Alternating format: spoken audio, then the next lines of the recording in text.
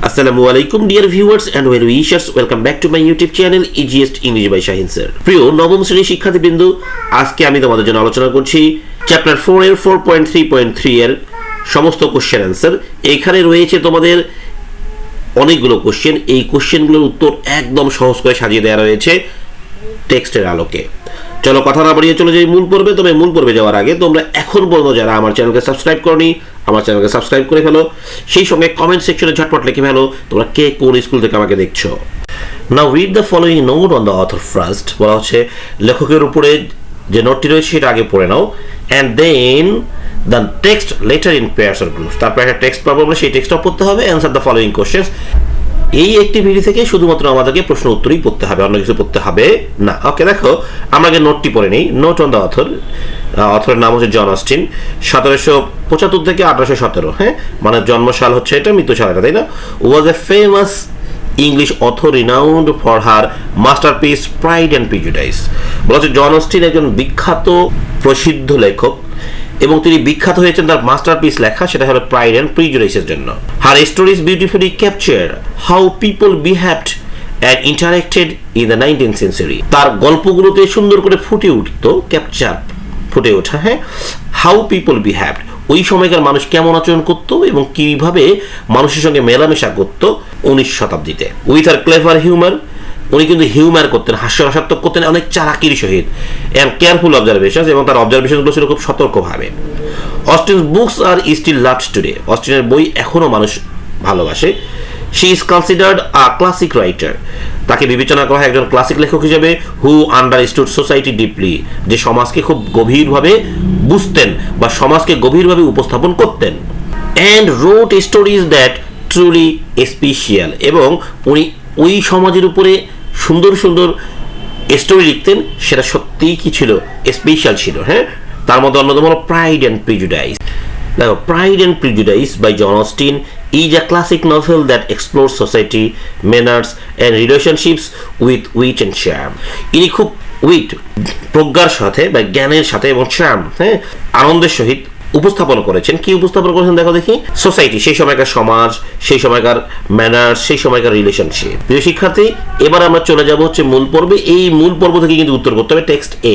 আমাদের কিন্তু এই জায়গা থেকে কোনো উত্তর করতে হবে না, উত্তর করতে হবে টেক্সট এ থেকে। এই টেক্সট এটা আমরা পড়বো, দেন এইখানে যে প্রশ্নগুলো রয়েছে, এই যে এই পর্যন্ত 5টি প্রশ্ন রয়েছে, এই 5টি প্রশ্নের উত্তর করে ফেলবো। প্রিয় শিক্ষার্থী, এবার আমি টেক্সট এ পড়ে নিব, তার আলোকে প্রশ্নগুলো উত্তর করবো। দেখো, Mister Collins was not a sensible man. হ্যাঁ, মিস্টার কলিন্স একজন সেন্সিবল বা বিচক্ষণ মানুষ ছিলেন না।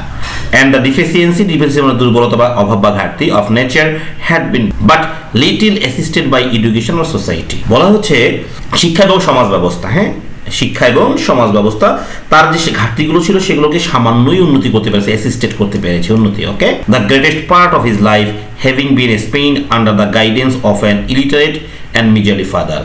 দেখো এখানে কি বলেছে, তার জীবনে সবচেয়ে বড় পার্টটি কেটেছে একজন অশিক্ষিত এবং কৃপণ পিতার আন্ডারে। এখানে মিজার মানে কৃপণ, আর ইলিটারেট মানে তোমরা জানোই। And though he belong to one of the universities, তারপরও সে একজন বিশ্ববিদ্যালয়ের ছাত্র ছিল।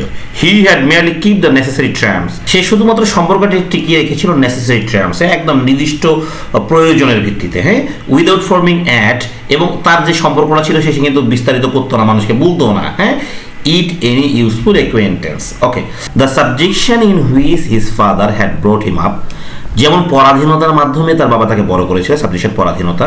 Had given him originally great humility of manner, যা তাকে এনে দিয়েছিল তার জীবনে একটা বড় নম্রতা। হ্যাঁ, মানে তার নম্রতা শিখিয়েছে তার কিন্তু এই পরাধীনতা। But it was now a good deal counteracted by the self conceit of a weak head living in retirement and the consequential feelings of early and unexpected prosperity. এখানে কাউন্টারঅ্যাক্টেড মানে হচ্ছে ব্যর্থ করে দেয়া বা পাল্টা ব্যবস্থা নেয়া। হ্যাঁ, সেলফ কনসিট, দেখো এখানে সেলফ কনসিট হচ্ছে অভিমানী, হ্যাঁ, উইক হেড দুর্বল চিত্তের, লিভিং ইন রিটায়ারমেন্ট যখন অবসরে গেলেন, অ্যান্ড দ্য কনসিকুয়েন্সিয়াল অর্থ হচ্ছে অভিমানী আর কি। হ্যাঁ, অভিমানী ফিলিংস, তার অভিমানী ফিলিংস গুলোকে অফ আর্লি আর আনএক্সপেক্টেড প্রসপারিটি। আনএক্সপেক্টেড প্রসপারিটি অর্থাৎ কি, অপ্রত্যাশিত উন্নতি। প্রিয় শিক্ষার্থী, দেখো এটা যদি আমরা মিনিংটা এইভাবে করি তাহলে এটা এমন দাঁড়াবে, তার যে নম্রতা ছিল, দুর্বল চিত্ত ছিল, আত্ম অহংকার বা অবসর জীবনযাপন, হ্যাঁ, অপ্রত্যাশিত সমৃদ্ধ, এগুলো সবগুলো অনুভূতি কিন্তু তার কি ছিল, মারাত্মকভাবে বাধাগ্রস্ত করতো তার জীবনযাপনের জন্য বা জীবনের উন্নতির জন্য। A fortunate chance had recommended him to Lady Catherine de Bourgh when the living of Hansford was vacant। দেখো তার একটা ভাগ্য খুলে যায় কেন, কিভাবে? লেডি ক্যাথরিন ডি বার্গের বাড়ি যখন কিছু ফাঁকা ছিল, and the respect which he felt for her high rank, এবং যখন সেই যে লেডি হ্যান্সফেল্ডের জন্য উচ্চ পদের দাবি করতেন বা আশা করতেন, his veneration, হ্যাঁ, উচ্চ আশা, for her as his patroness, তার পৃষ্ঠপোষক হিসাবে। দেখো mingling with a very good opinion of himself, তার সম্পর্কে তার একটা খুব ভালো ধারণা ছিল, of authority as a clergyman, clergyman হলো পাদ্রিম্যান, হ্যাঁ, পাদ্রি অর্থাৎ ধর্মযাজক, and his right as a rector, এই রেক্টর হলো খ্রিস্টানদের প্রধান যে প্রধান হয় আর কি, হ্যাঁ, তাকে রেক্টর বলা হয়।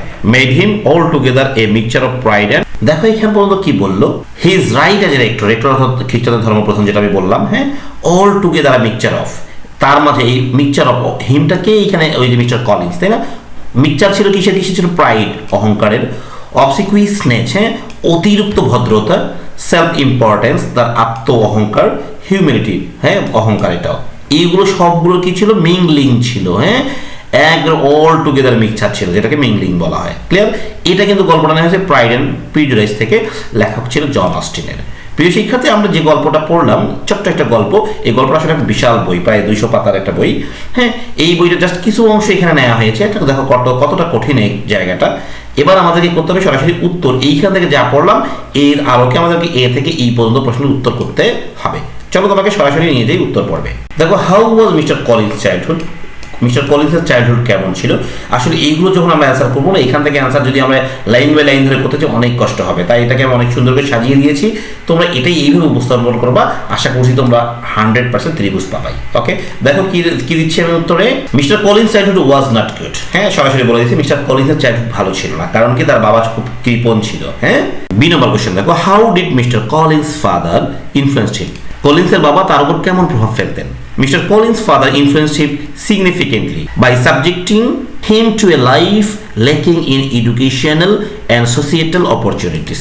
তার বাবা তার জীবনকে এমনভাবে ইনফ্লুয়েন্স করতো যে তাকে সবসময় কি করতো, পরাধীন করে রাখতো, তার লাইফকে ল্যাকিং করে রাখতো শিক্ষা থেকে এবং সমাজের যে সুযোগ সুবিধাগুলো ছিল সেগুলো থেকে। হিজ আপব্রিঙ্গিং টট, হ্যাঁ, তার বড় হওয়া থেকে সে শিক্ষা নেয়, him to be very humble at first, খুব নম্র হতে। এবার দেখো 3 number question, what lucky event introduced Mister Collins to Lady Catherine de Bourgh, বলা হচ্ছে কোন ধরনের লাকি ইভেন্ট বা ভাগ্যশীল ঘটনা ঘটে যার মাধ্যমে সে কি হয়, লেডি ক্যাথরিন বর্গে যোগদান করতে পারে। দেখো, Mister Collins was introduced to Lady Catherine de Bourgh when the living of Hansford become vacant, বলা হচ্ছে ক্যাথরিন ডি বার্গের বাড়ি হান্সফোর্ড যখন ভ্যাকান্ট হয়ে যায়, শূন্য হয়ে যায়, পদ খালি হয়, তখন তার সঙ্গে দেখা হয়। This fortunate event led to Lady Catherine's recommendation of him for the position, এর মাধ্যমে সে কি করে, লেডি ক্যাথরিন ডি বার্গের রিকমেন্ডেশন নেয়, অর্থাৎ চাকরিতে যোগদানের পত্র আদায় করে নেয় বা বুঝে নেয়। D number, what does a mix of pride and humbleness, self importance and obedience tells us about mister Collins, বলা হচ্ছে এই মিক্স অফ মানে যে মিক্সার রয়েছে, সংযুক্ত রয়েছে, হ্যাঁ, কি প্রাইড অহংকার, হাম্বলনেস ভদ্রতা, সেলফ ইম্পর্টেন্স আত্মহংকার, অ্যান্ড অবিডিয়েন্স বাধ্যগত, এগুলোর দ্বারা মিস্টার কলিন্সকে কি বোঝানো হয়েছে? দেখো, এই মিক্স অফ প্রাইড, এগুলো যা যা আছে তাই বললাম, টেল আস মানে আমাদেরকে বলছে about mister Collins that he is both proud and obedient, এটা সম্পর্কে এই লাইনগুলো দিয়ে কি বলা হলো, এই থেকে এই পর্যন্ত কিন্তু হুবহু লিখবো, তাই না, এই পর্যন্ত হুবহু লিখবো, লেখার পরে বলবো টেল আস, আমাদেরকে বললো মিস্টার কলিন্স সম্পর্কে দ্যাট হি ইজ বোথ, সে একই সঙ্গে কি ছিল, প্রাউড অহংকারী ছিল, অ্যান্ড অবিডিয়েন্ট বাধ্যগত ছিল।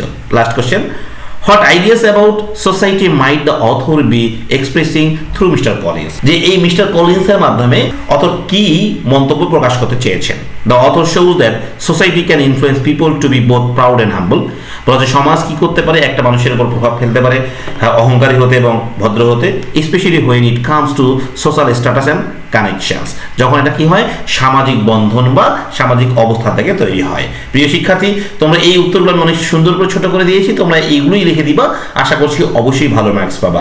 সবাই ভালো থাকো, আল্লাহ হাফেজ।